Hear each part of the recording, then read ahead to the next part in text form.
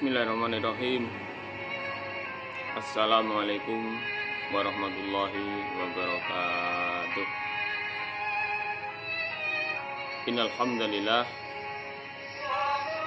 alhamdulillahi ahad Allahus samad summa lam yalid wa lam yulad wa lam yakul lahu kufuwan ahad. Asyhadu an la ilaha illallah wa asyhadu anna Muhammadar Rasulullah. Allahumma shalli ala Muhammadin wa ala ali Muhammad. Amma ba'du, fa ya ayyuhal hadirun, yarfa'illahu alladhina amanu minkum walladhina utul ilma darajat. Shadaqallahul adzim. Jamaah kajian Ahad pagi yang dimuliakan Allah Subhanahu wa taala.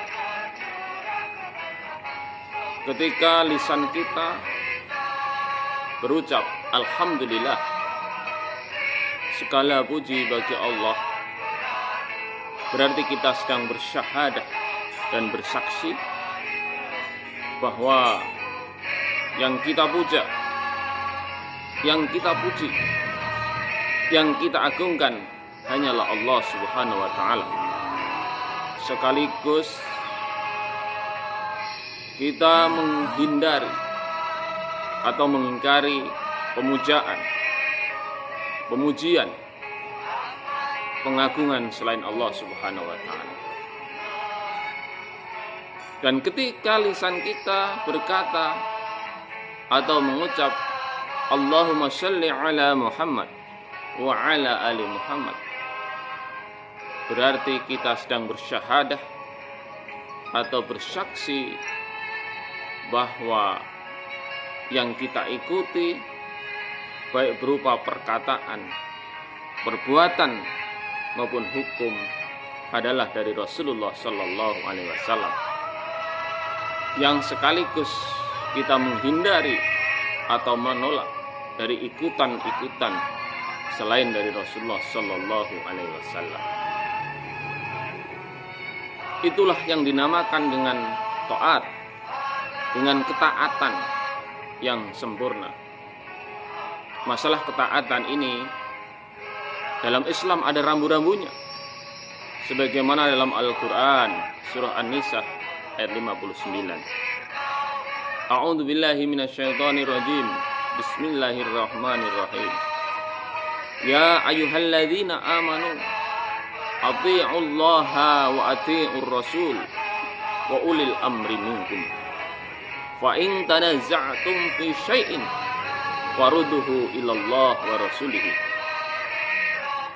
Ya ayyuhalladzina amanu, hai orang-orang yang beriman, ati'ullah, taatlah kepada Allah, wa ati'ur rasul, dan taatlah kepada Rasul, wa ulil amri minkum, dan ulil amri atau pemimpin di antara kalian.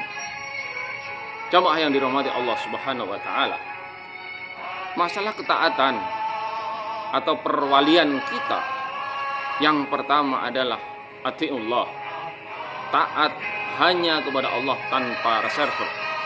Itulah yang dinamakan dengan takwa. Imtithalu awamirillahi azza wajal wajtinabu ala nawahihi sirrau wa alaniyah.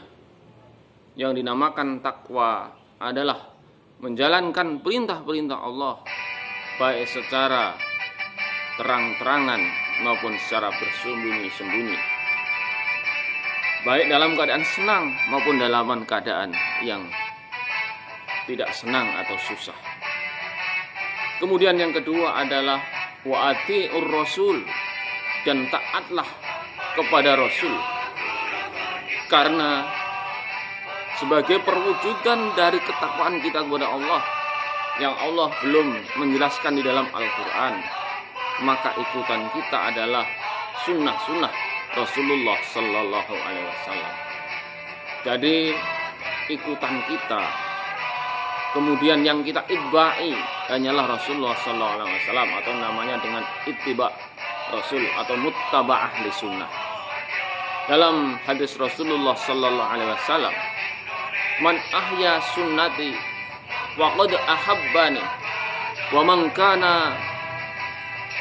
man ahabbani kana ma'i fil jannati. Man ahya sunnati, barang siapa yang menghidupkan atau menjalankan sunnah-sunnahku, faqad ahabbani, maka sesungguhnya saya cintai.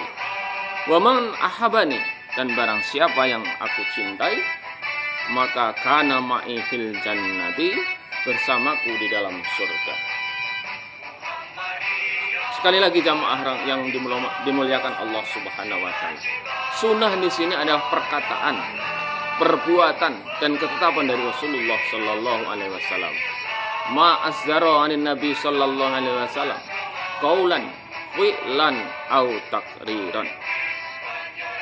Jadi ada jaminan apabila kita menghidupkan sunnah Rasulullah sallallahu alaihi wasallam, maka jaminan adalah surga bersama dengan Rasulullah sallallahu alaihi wasallam. Kemudian yang ketiga, ketaatan kita yang ketiga adalah wa ulil amri minkum, dan taatlah kepada ulil amri, pemimpin-pemimpin di antara kalian. Otomasi pemimpin di sini adalah pemimpin yang di dalam bahasa Jawanya tidak adigang, adigung, adiguna. Yang di dalam hadis Rasulullah SAW adalah imamun adilun, pemimpin yang adil.